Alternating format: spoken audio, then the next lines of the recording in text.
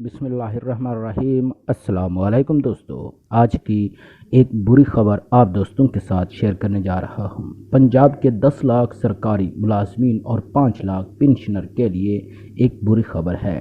तनख्वाहों में इब्तदाई तनख्वाह पर 30% इजाफा और पेंशन में 5% इजाफे का नोटिफिकेशन जारी किया गया है।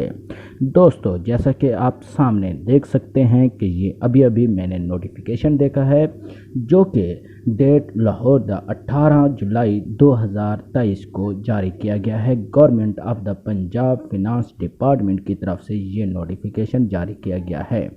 दोस्तों, आपको बताता चलूं कि इस नोटिफिकेशन में कहा गया है, the grant of ad hoc relief allowance 2023 30% of the initial of basic pay to the civil servant of the Punjab government. दोस्तों, आपको बताता चलूं कि पंजाब के सरकारी 10 लाख सरकारी मुलाजमीन के लिए 30% इजाफा किया गया है और साथ में पेंशनर्स के पेंशन में 5 लाख पेंशनर हैं, उनकी पेंशन में 5% इजाफा किया गया है।